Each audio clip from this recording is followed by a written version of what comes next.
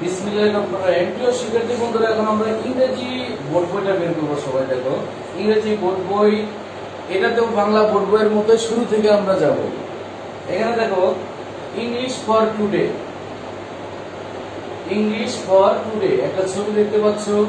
একবারে এই উপরের পেজটা উল্টালেই এখানে দেখো লেখা আছে writers, Shahin M Kabir, A M M Hamidur Rahman, MD Zulfikar Haider, আর একটা হলো গৌতম রায়।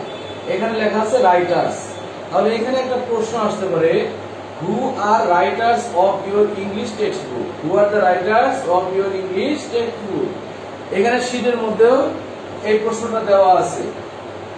এই যে who are the writers of your English text book, এখানে এই নামগুলো দেওয়া আছে। এরপর একটা দেখো, ইলিস্ট্রেটর এডিটর। ইলিস্ট্রেটর এডিটর হলো শিল্প সম্পাদনা, শিল্প সম্পাদনা। তাহলে তোমার বইটি শিল্প সম্পাদনা করেছেন কে? এটার ইংরেজিটা হলো হু is illustrator editor of your English text book? অ্যান্সারটা হবে হাশেম খান। এরপরে দেখো, এই পৃষ্ঠায় আর কোনো কিছু নাই। এরপরে এখানেও দরকার নাই, এখানেও দরকার নাই। সূচিপত্রে যাও। সূচিপত্রে দেখো, এখানে কয়েকটা প্রশ্ন তৈরি করা যায়। তোমার বোর্ড বইয়ে কয়টা পৃষ্ঠা আছে, তারপরে তোমার বোর্ড বইয়ে কয়টা অধ্যায় আছে, অর্থাৎ ইউনিট। এখানে তো দেওয়া আছে ইউনিট ভিত্তিক, কয়টা ইউনিট আছে, তোমার বোর্ড বইয়ের সর্বশেষ গল্পের নাম কি, সেই কথাগুলো এইখান থেকে সুন্দরভাবে এখানে সাজিয়ে দেওয়া আছে। How many pages are there in your English text book? তোমার ইংরেজি পাঠ্য বইয়ে কয়টি পৃষ্ঠা আছে? 108টি। How many units are there in your English text book? তোমার ইংরেজি পাঠ্য বইয়ে কয়টি ইউনিট রয়েছে? 25টি। What is the last story in your English text book? তোমার ইংরেজি পাঠ্য বইয়ে সর্বশেষ গল্প কোনটি? Why does the frog croak? কেন ব্যাঙ হ্যাঙ্গর ঘ্যান ডাকে? একটা ওই যে ব্যাঙের গল্প আছে। How many poems are there in your English text book? তোমার ইংরেজি পাঠ্য বইয়ে কয়টি কবিতা আছে? 2টা কবিতা আছে। ওই যে city streets and country roads, আর একটা I mean to do work today না কি জানো, এই 2টা কবিতা আছে। Who are the writers of your English text book? তোমার ইংরেজি বইটি কে লিখেছেন? Shahin M Kabir, A M M Hamidur Rahman, MD Zulfikar Haider এবং Gautam Roy. Who is illustrator editor? Illustrator editor হলো শিল্প সম্পাদনা of your English text book, কে করেন? এটার উত্তর হলো Hashem Khan. What is the moral of the story of hare and tortoise? এই মোরাল শব্দের অর্থ হলো নীতি কথা, নীতি বাক্য। তাহলে হেয়ার অ্যান্ড টর্টয়েস গল্পের নীতি বাক্যটি কি? Slow but steady wins the race. এরপরে দেখো, আমরা চলে যাব আজকে পৃষ্ঠা নাম্বার 2। কত পৃষ্ঠায় চলে যাব? 2 পৃষ্ঠায়। পৃষ্ঠা নাম্বার 2, খুব মনোযোগ দিয়ে দেখো। হ্যালো, হ্যালো শব্দের অর্থ কি? ওহে, রিড এন্ড সে, পড়ো এবং বলো। সীমা বলতেছে হ্যালো, ওহে। May I introduce myself? আমি কি পরিচিত হতে পারি? আই অ্যাম সীমা, আমি হই সীমা। এই যে লাইনটা বললাম, এখান থেকে কিন্তু আমি শব্দার্থ বের করতে পারি, বাক্য তৈরি করতে পারি, তারপরে তোমার একটা ট্রান্সলেশন করতে পারি। দেখো এখানে শব্দার্থগুলো কি কি হবে? হ্যালো শব্দের অর্থ ওহে, ইন্ট্রোডিউস পরিচিত হওয়া বা করানো, মাইসেলফ আমি নিজে, আই অ্যাম আমি হই। এবার দেখো এখান থেকে ট্রান্সলেশন কি আসবে? আমি কি পরিচিত হতে পারি? তাহলে মে আই ইন্ট্রোডিউস মাইসেলফ, আমি কি পরিচিত হতে পারি? জেসিকার লাইনটা দেখো, হাই আই অ্যাম জেসিকা, ওহে আমি হই জেসিকা। সীমা বলছে where are you going Jessica? Jessica তুমি কোথায় যাচ্ছ? জেসিকা বলছে I am going to Chattogram, আমি চট্টগ্রাম যাচ্ছি। I am on holiday with my father, আমি সরকারি ছুটি কাটাতে বাবার সাথে সেখানে যাচ্ছি। হলিডে মানে কি? সরকারি ছুটি বা ছুটির দিন। সীমা বলছে রিয়েলি, সত্যি? Where are you from? তুমি কোথা থেকে এসেছো? জেসিকা বলছে I am from the United Kingdom, আমি যুক্তরাজ্য থেকে এসেছি। Are you from Dhaka? তুমি কি ঢাকা থেকে এসেছো? সীমা বলছে no, I am from Sylhet, আমি সিলেট থেকে এসেছি। That's where we are going, আমরা সেখানেই যাচ্ছি। Our train is leaving in 10 minutes, আমাদের ট্রেন 10 মিনিটের মধ্যে ছেড়ে যাবে। জেসিকা বলছে হ্যাভ এ গুড জার্নি, তোমার ভ্রমণ শুভ হোক। সীমা বলছে থ্যাংক ইউ, ধন্যবাদ। নাইস মিটিং ইউ সীমা, তোমার সাথে সাক্ষাৎ হয়ে ভালো লাগলো। Have fun in Chittagong, Chittagong গিয়ে মজা করো। জেসিকা বলছে থ্যাঙ্কস, ধন্যবাদ। Nice meeting you too Seema, Seema তোমার সাথে পরিচয় হয়ে ভালো লাগলো। আজকে আমরা পৃষ্ঠা 2 এ যা যা লেখা আছে এই সব কিছুগুলো শেষ করবো, সব পড়াগুলো। এবার দেখো 2 এর থেকে ওয়ার্ড মিনিং লিখিয়েছি, এর সাথে সমার্থক শব্দ লিখিয়েছি। এখানে দেখো ওয়ার্ড মিনিং আছে ওপেন, ওপেন শব্দের অর্থ প্রায়। সিনোনিম অর্থাৎ সমার্থক শব্দ হবে মেনি টাইমস। স্পিক কথা বলা। টেল ওয়ার্ডস, ওয়াচ দেখা। সি ফ্রেন্ড বন্ধু, কম্পিনিয়ন। এরপর দেখো ইয়াং তরুণ বা যুবক, নট লং বর্ন যার বয়স বেশি হয়নি। অ্যালন একাকী, লনলি। নো চেনা, রিকগনাইজ। মিট সাক্ষাৎ করলো, স। বুক স্টোর বইয়ের দোকান, লাইব্রেরি। আইডিয়া ধারণা বা প্ল্যান। প্র্যাকটিস অনুশীলন করা, এক্সারসাইজ। লিসেন শোনা, হিয়ার মানেও শোনা। মুভিজ ছবি বা চলচ্চিত্র। ফিল্মস ফরেইনার বিদেশি, নেটিভ। সিট বসা, টেক এ সিট। জেন্টলম্যান ভদ্রলোক, পোলাইট ভদ্র। ওয়ার্ক কাজ করা, সার্ভ কাজ করা। ইয়েস্টারডে গতকাল, প্রিভিয়াস ডে গতকাল বা আগের দিন। গো যাওয়া, ওয়াক হাঁটা। ইন্ট্রোডিউস পরিচিত করানো, মেক নোন এটাও পরিচিত করানো। এবার দেখো পৃষ্ঠা 2 থেকে আমাদের ওয়ার্ড মিনিং গেল আর সমার্থক শব্দ গেল, সিনোনিম। এবার পৃষ্ঠা 2 থেকে ওই যে আমি প্রথম লাইনটা বলেছিলাম যে মে আই ইন্ট্রোডিউস মাইসেলফ, এরকম 5, 6টা 7টা লাইন আছে। দেখো মে আই ইন্ট্রোডিউস মাইসেলফ, আমি কি পরিচিত হতে পারি, এগুলো ট্রান্সলেশন আকারে শিখবো। একটা প্যাসেজের গুরুত্বপূর্ণ লাইনগুলো যখন ট্রান্সলেশন আকারে শিখবো তখন সেই লাইন থেকে রিঅ্যারেঞ্জ দিলেও পারবো, ডাব্লিউএস কোশ্চেন দিলেও পারবো, পাংচুয়েশন মার্কস দিলেও পারবো, ট্রান্সলেশন দিলেও পারবো। আর যদি ট্রান্সলেশন আসে তাহলে কিন্তু বাংলা বাক্যটা দেওয়া থাকবে, তোমাকে কিন্তু ইংরেজি করতে হবে। এমন ভেবো না যে আমি ইংরেজিটা তো পারি, বাংলা লিখতে বলবো। তোমার দেওয়া থাকবে বাংলা, তোমাকে লিখতে হবে ইংরেজি, কাজেই বাক্যগুলো মুখস্থ করে ফেলবে। আমি কি পরিচিত হতে পারি, এটার ইংরেজি হবে মে আই ইন্ট্রোডিউস মাইসেলফ। তুমি কোথায় যাচ্ছ, হোয়ার আর ইউ গোয়িং, আমি চট্টগ্রাম যাচ্ছি, I am going to Chittagong. এরপর দেখো আমি বাবার সাথে ছুটি কাটাতে যাচ্ছি, I am on holiday with my father. আমি যুক্তরাজ্য থেকে এসেছি, I am from the United Kingdom বা ইউকে। ইউকে হলো সংক্ষেপ রূপ। এখানে একটা প্রশ্ন আসতে পারে what is the full meaning of UK, তখন হবে the full meaning of UK is United Kingdom. UK এটার ইলাবোরেশন বা অ্যাব্রিভিয়েশন হবে ইউনাইটেড কিংডম। এখান থেকে কিন্তু একটা প্রশ্ন তৈরি করতে পারে। আমি আবারও বলতেছি what is the full meaning of UK. এরপর দেখো আর ইউ ফ্রম ঢাকা, তুমি কি ঢাকা থেকে এসেছো। আরেকটা হলো আমাদের ট্রেন 10 মিনিটের মধ্যে ছেড়ে যাবে, our train is leaving in 10 minutes. Chittagong গিয়ে মজা করে, হ্যাভ ফান ইন চট্টগ্রাম। তাহলে পৃষ্ঠা 2 থেকে আমার চলে গেলাম, পৃষ্ঠা 2 থেকে আমরা শিখলাম ওয়ার্ড মিনিং, সিনোনিম, ট্রান্সলেশন। এবার আমরা যাব পৃষ্ঠা 2 থেকে রিঅ্যারেঞ্জ। দেখো রি শব্দের অর্থ হলো পুনরায়, অ্যারেঞ্জ শব্দের অর্থ হলো সাজানো। একটা বাক্য এলোমেলো দেওয়া থাকে, সেটা সঠিকভাবে সাজায় লিখতে হয়।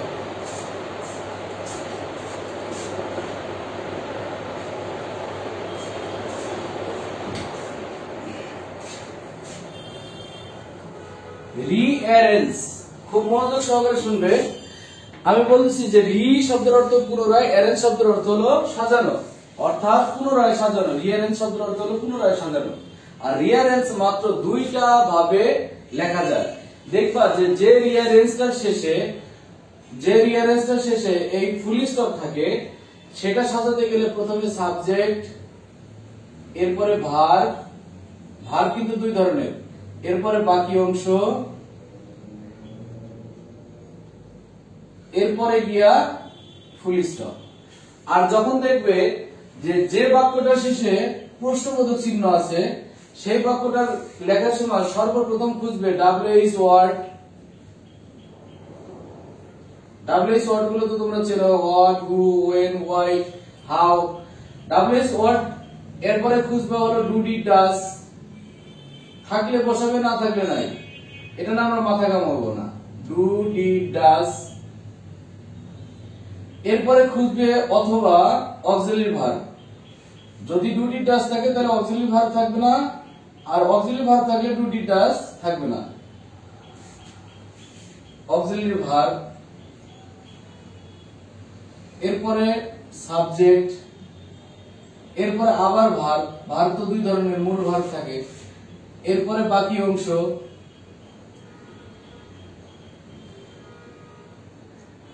এরপরে প্রশ্নবোধক চিহ্ন। এখন দেখো আমি বলছি যে রিয়ারেঞ্জ এর বেলা দুইটা জিনিস খেয়াল রাখবে। যে রিয়ারেঞ্জটার শেষে ফুল স্টপ আছে সেটা হাবোধক বাক্য আকারে সাজাবে, আর যেটা শেষে প্রশ্নবোধক চিহ্ন দেওয়া আছে সেটা এই সূত্র ধরে সাজাবে। দেখো এখন কিভাবে, প্রথম বাক্যটা আছে may myself introduce may I. দেখো myself introduce may I, my self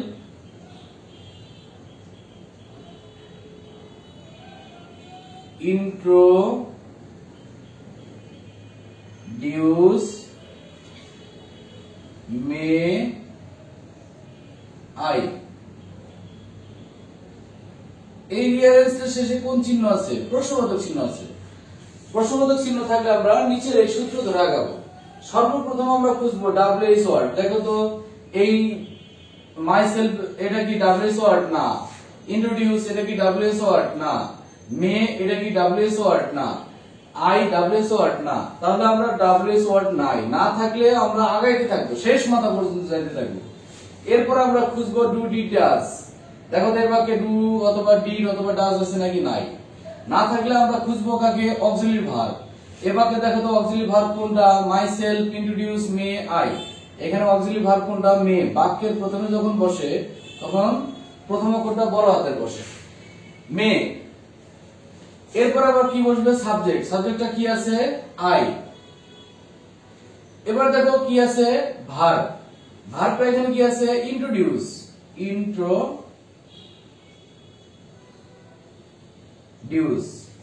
এরপরে বাকি অংশ কি আছে? মাইসেলফ।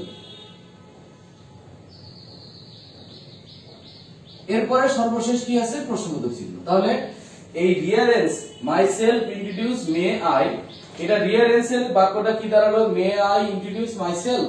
আমি কি পরিচিত হতে পারি? আমার কথা হলো যখনই প্রশ্নবোধক চিহ্ন থাকবে তখনই আমি এই সূত্র ধরে ধরে আগাবো। সূত্র ধরে শেষ মাথা পর্যন্ত আমাকে পৌঁছাতেই হবে।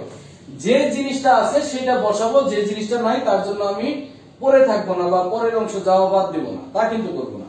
এই যে যেমন এখান থেকে শুরু করেছিলাম, এটা আমি পাইনি, এর জন্য আমি বসে থাকিনি, একে খুঁজেছি, একেও কিন্তু আমি পাইনি। তারপরে একে খুঁজতে গিয়ে পেয়েছি কি? মে। তো কারণ তোমরা জানো অক্সিলারি ভার্ব গুলো হলো am, is, are, was, were, have, has, had, can, could, may, might, will, would, shall, should। আবার WH ওয়ার্ড গুলো কি কি? এখানে কিন্তু সুন্দরভাবে WH ওয়ার্ড এটাতে মনে দেওয়া নাই, দ্বিতীয় শীটে দেওয়া আছে, বা আমাদের যারা রেগুলার স্টুডেন্ট কোচিং এর আগে দেওয়া আছে। What, when, why, where, how, which, how many, what kind, এরকম এগুলো হলো WH ওয়ার্ড। এগুলো এখানে নাই, তাই আমি বসাতে পারি নাই। অক্সিলারি ভার্ব পেয়েছি, বসিয়েছি। তারপরে সাবজেক্ট পেয়েছি, বসিয়েছি। ভার্ব পেয়েছি, বসিয়েছি। বাকি অংশ পেয়েছি, বসিয়েছি। প্রশ্নবোধক চিহ্ন, প্রশ্নবোধক চিহ্ন। এবার দেখো যদি ফুল স্টপ থাকে সেক্ষেত্রে তুমি কি করবে? ফুল স্টপ থাকলে তখন তুমি যাবে সাবজেক্ট, ভার্ব, বাকি অংশ। ভার্ব লেখার সময় খেয়াল রাখতে হবে একটা বাক্যে যদি একই সাথে অক্সিলারি ভার্ব থাকে আবার মূল ভার্ব থাকে তাহলে কিন্তু মূল ভার্বের আগে গিয়ে কিন্তু ইয়া বসবে, অক্সিলারি ভার্ব বসবে। এখানে দেখো দেওয়া আছে with my father I am on holiday.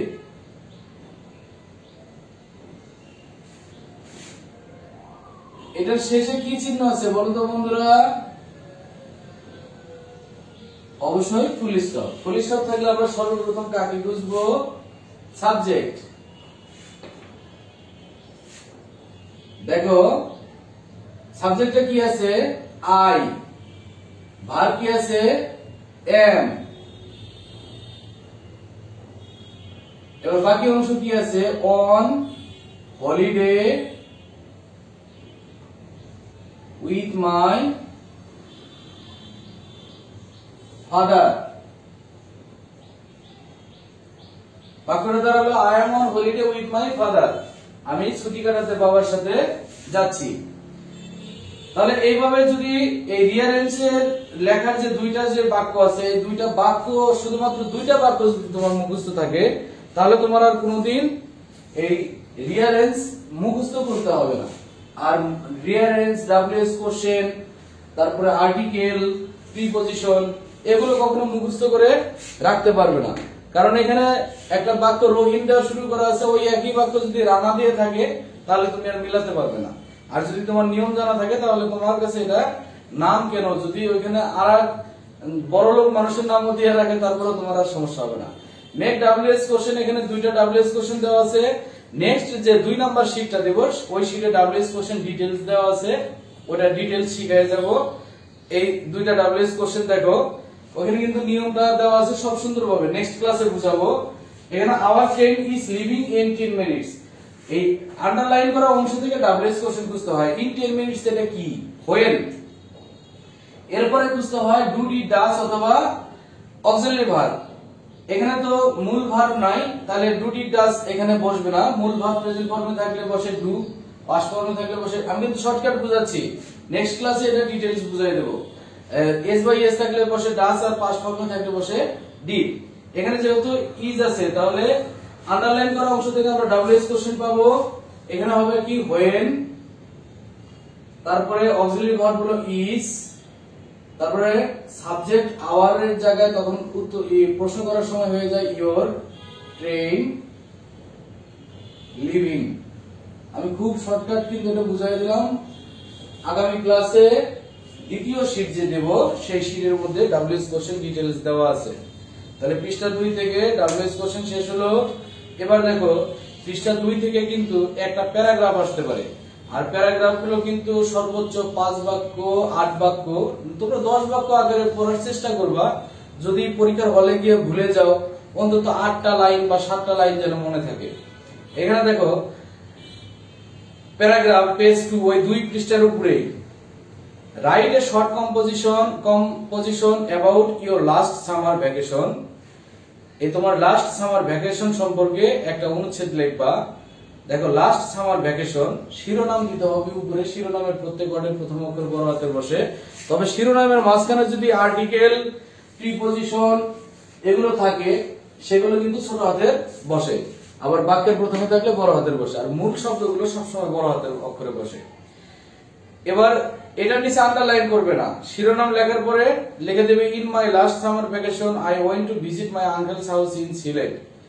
গত গ্রীষ্মকালীন ছুটিতে আমি আমার কাকার বাড়ি সিলেটে গিয়েছিলাম। I went there with my parents, আমি সেখানে গিয়েছিলাম আমার পিতামাতার সাথে, এন্ড ইল্ডার ব্রাদার, এবং বড় ভাইয়ের সাথে। We went to Sylhet by train, আমরা সিলেটে গিয়েছিলাম ট্রেনে করে। We visited many attractive places in Sylhet, আমরা সিলেটের অনেক দর্শনীয় স্থান দেখেছিলাম। উই স্টেইড, স্টে মানে অবস্থান করা, থাকা। উই স্টেইড দেয়ার 5 days, আমরা সেখানে 5 দিন অবস্থান করেছিলাম। And enjoyed the days very much, এবং দিনগুলো খুব ভালোভাবে উপভোগ করেছিলাম। প্রিয় শিক্ষার্থী বন্ধুরা, পেজ 2 এর মধ্যে যা আছে শীট থেকে এটা শেষ করবে শুধুমাত্র পেজ 2।